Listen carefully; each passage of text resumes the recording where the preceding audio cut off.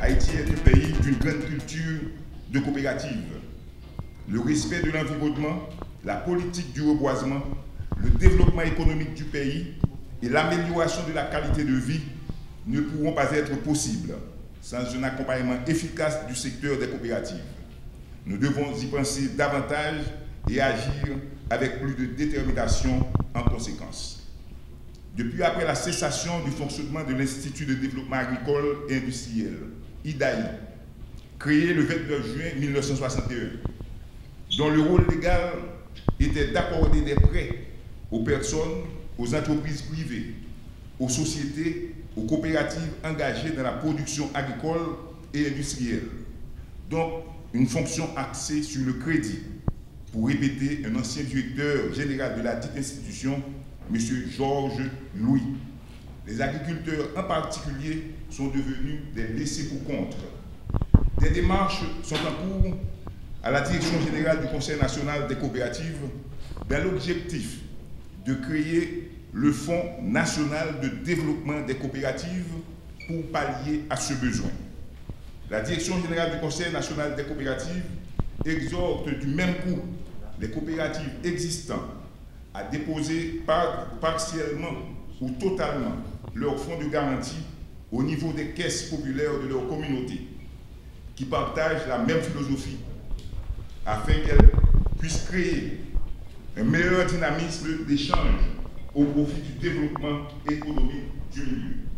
Enfin, laissez-moi vous dire qu'en évaluant les coopératives d'épargne et de crédit, en se basant sur la statistique du domaine et en se référant notamment aux données du Conseil national des coopératives et de la Banque de la République d'Haïti, le montant des actifs pour les caisses dont les rapports sont à jour pour l'année fiscale 2016-2017 accuse un montant de 8 294 828 345 gouttes.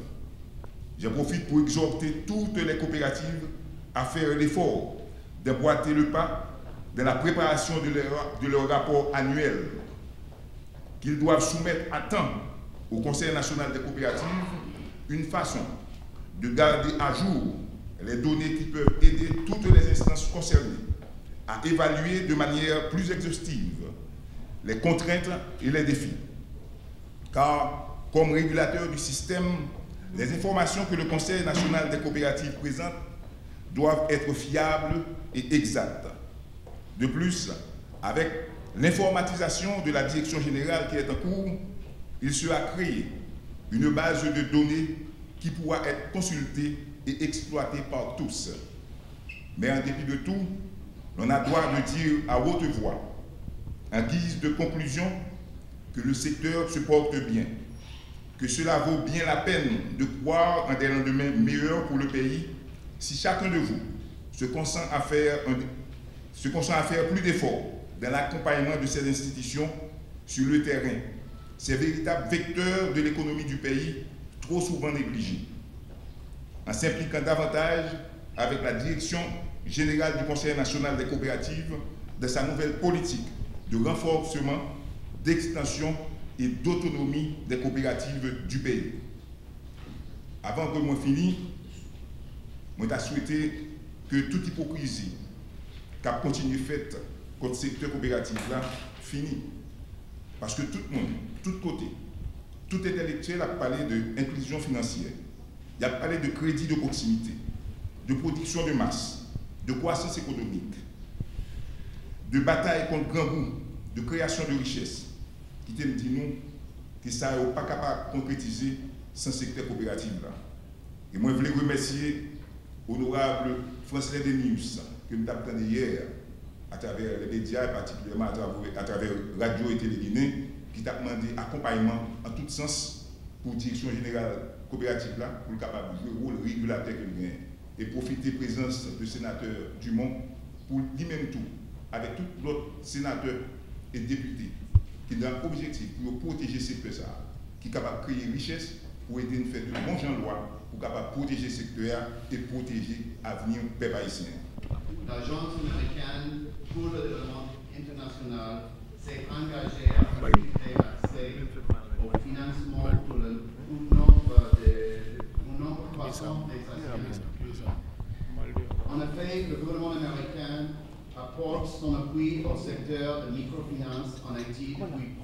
ans.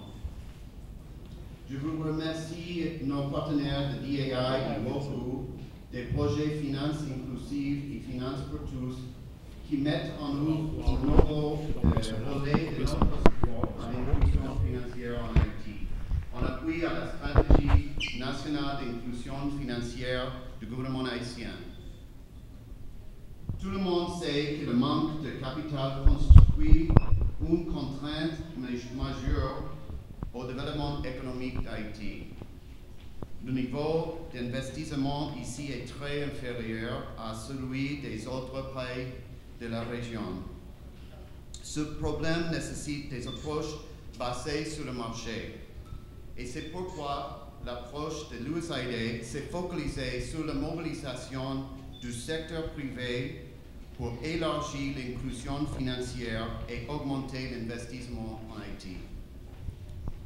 Lorsque l'USAID a commencé à investir dans l'inclusion financière en Haïti en 1999, à travers notre programme de garantie de crédit, dit Development Credit Authority, ou DCA, nous savions que nous voulions aider les institutions financières à améliorer l'offre des services financiers de base à la population, surtout en milieu rural.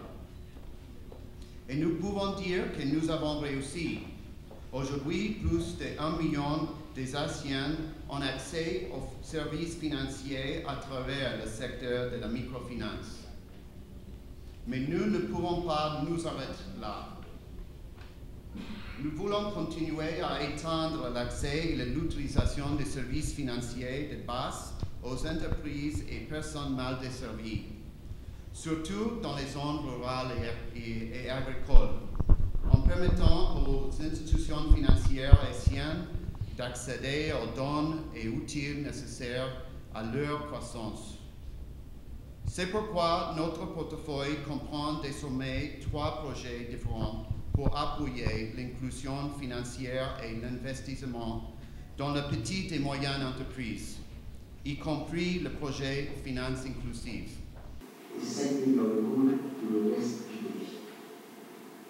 Alors, les projets d'investissement public, il reste 58,8 millions, ce qui indique que la génération de plus de 50 ans et 60 ans, nous en profitons parce que nous vivons le jour et on n'est pas beaucoup de choses pour l'avenir. 58,8 milliards, ça peut exprimer également les choix faits par les policymakers, mais les choix également faits par les jeunes qui restent au pays. Vous allez voir 34 millions d'euros d'investissement public au niveau national. Et lorsqu'on va faire la répartition par département, encore le département de l'Ouest, près de 14 millions d'euros au niveau des investissements publics.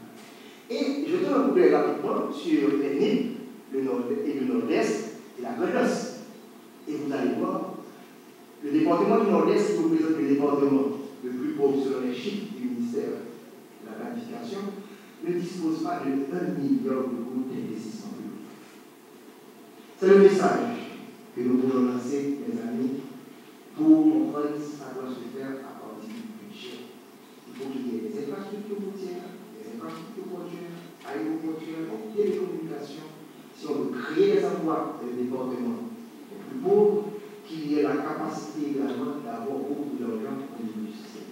Et je dis à me présenter en tant que président de la commission agriculture et environnement du Sénat de la République. Mais au fond, ce n'est pas l'âme vérité, ni ce n'est pas l'âme bralée.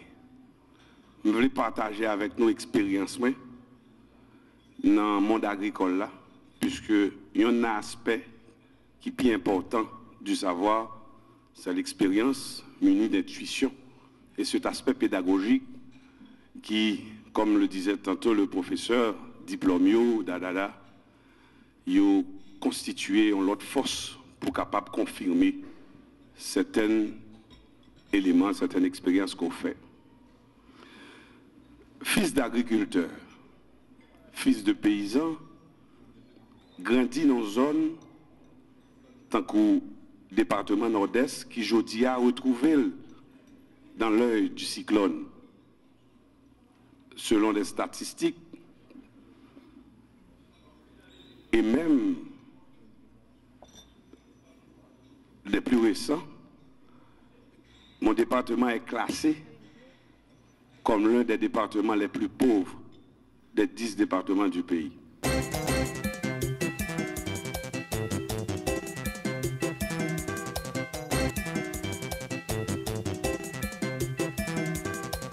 Il y a à peu près 2 semaines, et la conférence des présidents a arrêté le 26 avril comme date de la séance d'interpellation du ministre de la Justice et de la Sécurité publique.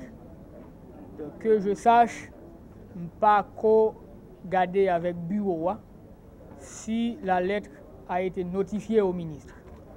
Maintenant, je ne pas démentir et intervention de député Forestal en tant que président de la commission justice. Mais de toute façon, moi, attends que même si je ne suis pas diligent, le bureau se doit de notifier la lettre au ministre. Et moi, je m'attends à ce que le 26 avril, la séance ait lieu pour que définitivement le ministre soit fixé sur son sort. Mais ça qui est difficile ici, c'est que les députés n'ont pas vraiment vu dans la séance, de manière régulière et en quantité suffisante pour que l'Assemblée a fait séance. Et là, je veux interpeller les collègues pour qu'ils viennent dans la séance de telle sorte que la séance a lieu convenablement. Donc, nous avons une question d'interpellation. Absolument. Effectivement, majorité, on connaît. Et au Parlement, il y a à peu près 4 blocs, mais il y a un seul bloc qui est levier, c'est le bloc majoritaire qui épousait cause là, qui partageait principe d'interpellation. Et je veux croire que le ministre partira et avec le vote de ses collègues parce que les collègues yo tout ensemble yo d'accord que ça va mal et il y a lieu de corriger la situation. Je vais interpellation dans le moment ça, est-ce qu'il est nécessaire, puisque dans le moment il y a parlé de remaniement et ministériel, est-ce qu'une interpellation est nécessaire pour nous? Bien sûr, il y a parlé de remaniement ministériel, même penser que le Parlement, lui doit jouer pleinement et souverainement sa partition, et c'est lui qui décide de manière souveraine comment il joue partition en termes de contrôle. Donc ceci n'empêche pas cela. Donc, ils sont capables de toujours remanier le cabinet, mais pendant que l'Assemblée des députés a joué partition par là. Vous pouvez rappeler mon reproche avec le ministre? Bon, il y a en pile, et nous sommes capables de résumer son incapacité à conduire convenablement la politique de sécurité publique et de justice du gouvernement. Pas le seul, mais vraiment, mais même parce que moi-même, je prends l'initiative là, et soutenu par un ensemble de collègues. Je dis à la grand pile député qui a plein, même parce qu'il faut passer de la parole aux actes pour que yo agissent. Vraiment, c'est ça. Pour l'insécurité grandissante dans le pays, là, comment on vit ce domaine ça? Avec un pile angoisse. Et c'est le cas pour tout Haïtien qui vit dans le pays. Et c'est une raison de plus pour que nous forcer les gens qui là pour les résultats dans les affaires de sécurité publique pour faire. La date a déjà été fixée par la conférence des présidents la semaine dernière. L'interpellation ministre de Justice là a fait le 26 avril. Mais d'ici là, nous connaissons pour gagner un remaniement ministériel qui est imminent. Donc, nous pouvons connaître qui ça a fait dans ce sens-là. Il faut que nous disions que l'ensemble des dossiers, nous gardons. Le président a présenté nous 7 axes prioritaires qui ont rapport à la vision du gouvernement. Parce que nous sommes très inquiets et nous sommes des remaniements. Parce que nous-mêmes, nous avons une propre opinion par nous sur la performance du gouvernement. Mais je dis, son remaniement qu'a fait par rapport à une vision de la gestion de la chose publique par rapport à des problèmes conjoncturels qu'a posé là, mais des problèmes à long terme tout. Il faut nous connaître le remaniement du ressort du président de la République et du Premier ministre. Donc le Parlement est peut-être informé, etc. Mais au niveau des différents blocs qui te permettent que le gouvernement monte, un ensemble de préoccupations nous gagnent. Donc, comme président de la Chambre des députés, donc, il y a des discussions faites. Les discussions vont continuer toujours sur le remaniement. Il faut que nous disions que le processus là est enclenché. Le président montre volonté de remaniement. Non seulement bien remaniement, pas oublier au niveau bloc majoritaire que membre bloc majoritaire, comme président de la Chambre, je ne suis pas dans aucun bloc, mais comme Gary Bodo, nous connaissons membre fondateur du bloc créé les APH. Il y a des députés influents, tant que le député Francis Delacroix, qui a ultimatum même pour un remaniement. Donc, les députés Delacroix sont des députés très influents dans la majorité. Donc, il y a un pile d'autres collègues qui sont en même position avec elle. Donc, il y a son secret de polichinelle. Donc, est-ce que son remaniement qu'a fait à 60 degrés ou bien à 90 degrés, est-ce que c'est 8, c'est 10, c'est 5? Donc, moi, je pense que c'est 8, c'est ta opinion. Il y a l'autre collègue qui pense que c'est 6 au niveau du palais, il y a l'autre chiffre qui baille. Mais nous-mêmes, nous avons des idées claires sur qui nous pouvons retirer, sur qui nous pensons qui va régler rien dans le gouvernement. Nous ne pouvons pas cibler aucun citoyen qui est venu servir l'État, mais sauf que les citoyens ont venu servir l'État par rapport à la politique publique qui est supposée mettre en œuvre. Donc, où est-ce que c'est des débats qui peuvent marcher? Regardez la question de sécurité, nous avons parlé aujourd'hui dans la Chambre des députés par parole. Donc, il y a des gens qui sont là pour résoudre le problème de sécurité. Donc, bon, c'est au ministère, pas du ministère. Donc, nous, le gouvernement a un déficit de communication. Il y a des problèmes qui pour résoudre. Donc, nous, le gouvernement, ça paysan, il y a plein. Il y a des problèmes qui pour résoudre. Nous, le pays, avec ce genre de problèmes, ça a bien là. Touristes capables de venir dans le pays, il y a des problèmes qui pour résoudre. Nous apprenons la mort de Maniela Adolphe, une jeune femme 33 l'année qui était plein avenir devant nous, qui était à faire couche dans l'hôpital Saint-Antoine de Jérémie, qui est le seul hôpital de référence que nous gagnons, que malheureusement, en pile monde dans la population jugé que femme ça n'a pas bénéficié soins nécessaires que l'ité doit joindre dans l'hôpital pour empêcher que l'y mourir et l'y mourir avec toute petite là en dedans ventre. Donc moi crois que c'est le moment pour que nous condamnions et pour nous tout et partager peine et voyer sympathie nous by parents et victimes là, by amis by famille et by tout collègue qui dans faculté et dans Jérémie qui yo même a supporté dossier ça. Il y a une pile version qui baille parce que l'hôpital l'a dit eux-mêmes ils ont fait rapport pour dame et en même temps et ouvrir et prodiguer de soins que qualité nécessité mais et tendance à les partager dans la mesure où un pile monde dans la communauté a jugé que c'est une négligence non et prodiguer soins à dame. Donc moi-même penser en tant que femme, en tant que parlementaire et en tant que présidente de commission conditions féminines et équité de genre, il est de bon temps pour que nous fassions un appel non seulement à la population pour nous demander pour garder calme, étant donné que le dossier est porté déjà par devant et tribunal, donc il y a des commissaires du gouvernement qui désignent sous le dossier. Donc je demande que vous arrêtez avec calme pour attendre que les commissaires du gouvernement fait suivi le dossier.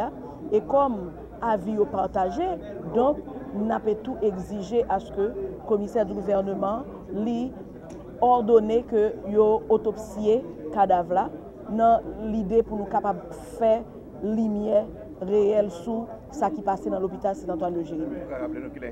L'incident passé le mercredi 4 et qui s'est passé là. Et moi je crois que la Grand-Anse n'est pas capable de continuer à enregistrer ce genre de cas. Et c'est peut-être une occasion qui est présentée pour que nous fassions la mort, Maniela et Adolphe serviront bien. Ils bien pour que nous interpeller et l'homme dit interpeller dans le sens que pour nous lancer un SOS à ministère de la Santé publique qui pour doter l'hôpital Saint-Antoine de Jérémie non seulement de matériel adéquat pour soins mondiaux, mais en même temps pour doter de personnel compétent, de spécialistes qui pour toujours disponibles dans l'hôpital Saint-Antoine qui pour bailler population soins. Parce que comme moi dit, c'est le seul hôpital de référence nous gagnons et c'est le seul hôpital qui est habilité pour recevoir tout le monde dans le département Grand-Anse.